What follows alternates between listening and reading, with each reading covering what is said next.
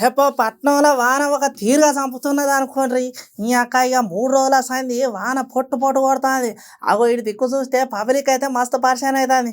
ఇక పట్నంలో ఇంత వాన పడ్డదంటే పబ్లిక్ అంతా ఆగమాగమవుతున్నారు. అగో నిన్నటి సంది చూసుకుంటే ఒకటే ముసురు. ఇక బయటికి పోదామన్నా లోపలికి పోదామన్నా పానం అసలేదు అన్నాడతలేదు. ఇక జరగట్టుగా కొలువుల వేయటాలకైతే చాలా తిప్పలైతున్నది. ఇక రోజు గంట 2 గంటల ఆఫీసుకు పోయేటోళ్ళందరూ ఇలా 3 4 గంటలు బయటనే నిలబడ్డారు. అవు ఎక్కడ చూసినా రోడ్ల మీద నీళ్లు. ఇక మన పట్నంలో జర్రింతసేపు ట్రాఫిక్ అయితేనే మస్తు తిప్పలవుతుంది. ఇక గసవంటిది ఈ వానలు పడేసరికి ఎక్కడ చూసినా గంటల కొద్ది ట్రాఫిక్.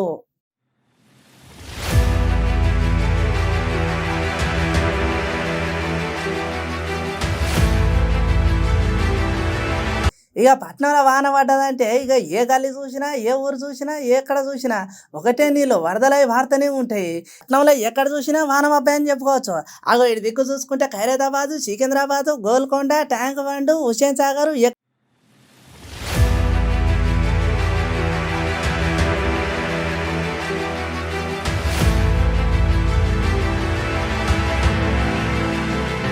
ఇక గిది అంత కాదు కానీ ఒక ముచ్చట చెప్పాలంటే ఇంకా 2 3 రోజుల దాకా గిదే వాన ముసురు ఉంటుందట.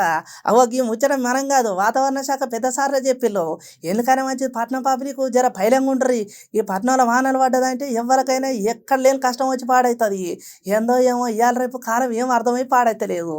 ఎందుకని మంచిది భద్రం మరే.